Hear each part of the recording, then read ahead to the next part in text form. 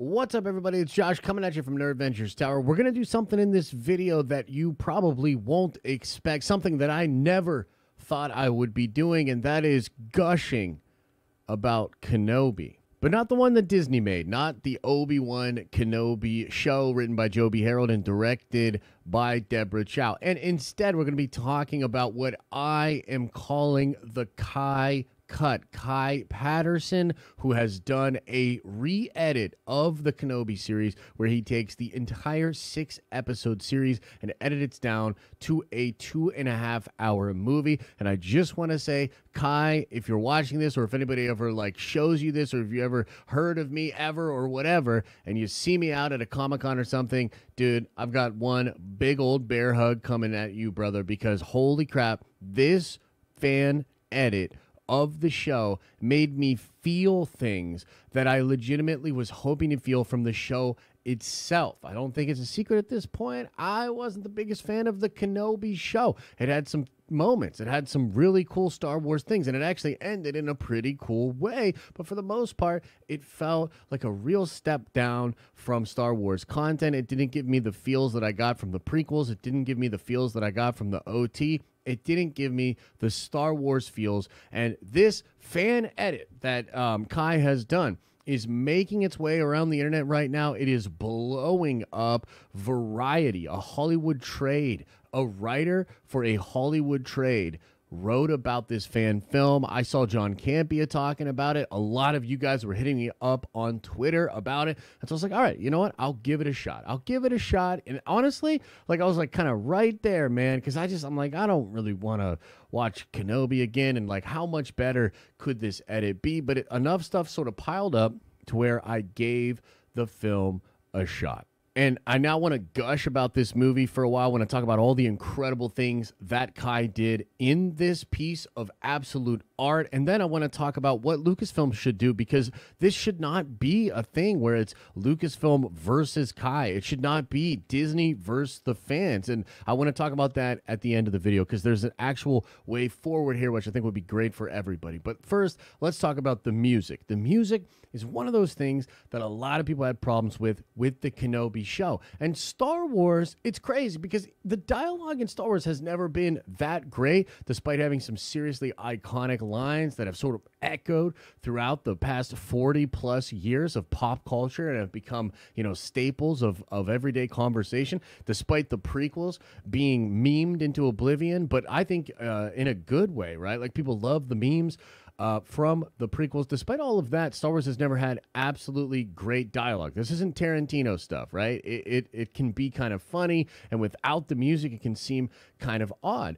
But the music behind the dialogue for these sequences in Star Wars and some of these moments have really sold it as this operatic, atmospheric thing. And man, just in the little changes that Kai makes to the music behind the dialogue, there are parts that were said that just hit me in a completely different way. It really carries the whole story of Star Wars. The little flutters here and there. He uses a lot of classic Star Wars sound effects and music that just bring you from set piece to set piece and help the overall story flow better. I like Reva moments more with the sort of dark, crazy, Sith-like music behind it. I feel more heroic in moments with Kenobi. One that really stands out to me was when he uses the Force for the first time to catch Leia, and he does a lot of fun editing to not really waste any time in that sequence and to get it right to that point. But it is the music and the way that it swells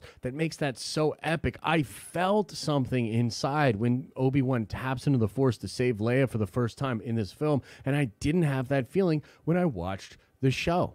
Another really brilliant thing that Kai does is he does addition by subtraction. He takes out a whole slew of unneeded, goofy dialogue sequences, a ton of stuff that you just generally don't need for the vibe of the film. He reorders things. One of the things I really liked was Nari finding Obi-Wan before the Inquisitors are even on the planet, so you don't get that goofy scene where he generally walks away and then he finds finds Kenobi and then they're still looking for him. Instead, he puts that part first. Kenobi tells him no. And then back in town, you know, when Reva goes to stab him and then she doesn't because they stop her, well, he cuts all of that out and she just cuts him down. And they even show that character, Nari, hanging with his head cut off in town. It just hits so much better. There's none of this weird, like, I'm the favorite child stuff going on between the third sister and the fifth brother. All of that is gone.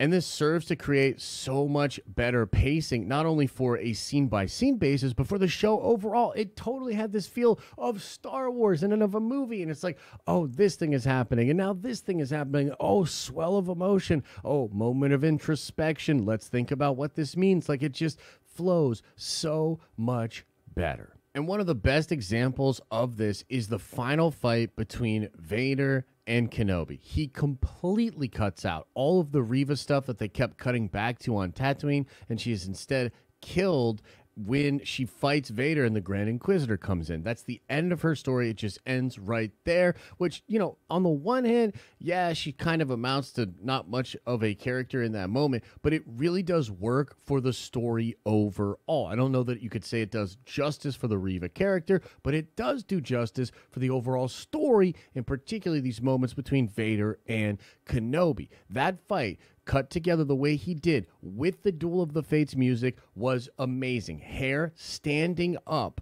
on my arm. Absolutely amazing. Really, really well done. It just had a better feeling. The music helps so much, and the fact that you keep your focus there is incredible. The beats that already worked work even better, and you don't get a wishy-washy, mixed-up pacing feeling cutting back and forth. He fixes the end of episode 3 where Vader is there in the fire and he lets Kenobi go. My man literally has a sequence that brings in a stormtrooper. A stormtrooper asks if they should pursue, and Vader says not yet. Problem freaking solved. He also fixes why Kenobi lets Vader live after defeating him there, because Qui-Gon says to him, he is the chosen one. I literally yelled out loud, yes, when that moment happened, because it's perfect. It explains things, and it feels Star Wars. Like, legitimately, as somebody who loves Star Wars but was really let down by the Kenobi show, I'm telling you right now, go watch this fan edit. It's at his website, kaipatterson.com. You can find it there. Watch this fan edit. And to me, this is Kenobi now. Like, this just makes sense of everything. It removes all of my negative feelings about this story happening at this time period. It had Star Wars feelings that just reminded me why I love this franchise in the first place. I am genuinely grateful that this dude spent all this time and did this. And I'm also grateful that we live in a world where people can do this, where the technology exists for him to do something like this. And look, let's talk about Lucasfilm for a second, because what are they supposed to do in a situation like this? There's the obvious corporate thing where it's like, this is our project, our property, our IP. You can't do this. You're diminishing our, you know, returns or whatever. But I wouldn't look at it that way. I would try to be much more open about what this means for the fandom overall. But the bottom line is this: Star Wars is such a massive brand. People care about it so much that this guy made this, took the time, did this, and it's working. It's gravitating towards all these other Star Wars fans. People are checking it out and sharing it because they love Star Wars. This is a good thing, Lucasfilm. This is not people turning apathetic towards your brand. This is not people like not wanting to mess with Star Wars. This is fan engagement. They should actually embrace this. They should celebrate this. They should come out with statements that celebrate this and celebrate how the fans engage in this content, think it's so dang cool, and they, you know, honestly, if they hired Shamook, they should even hire this guy to come in and help edit for them, because this was really, really well done. And he seems to know Star Wars, right? If enough people are giving feedback that this is really good, they should at the very least take notice of this. But I just see this as actually an opportunity for Star Wars to come out and embrace the sort of filmmaker aspect of it, right? George embraced this. He loved fan films. He would put fan films on the Star Wars website,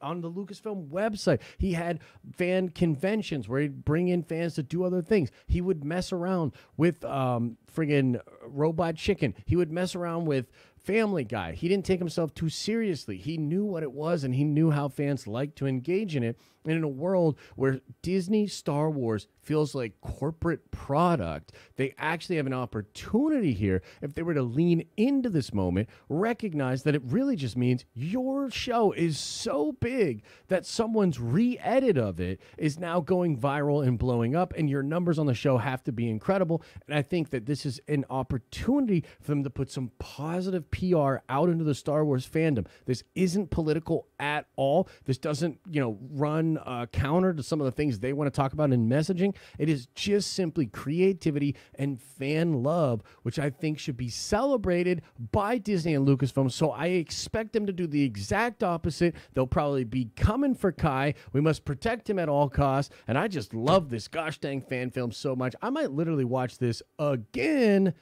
You let me know your thoughts about the fan film. And if you haven't seen it, well, you've got to now.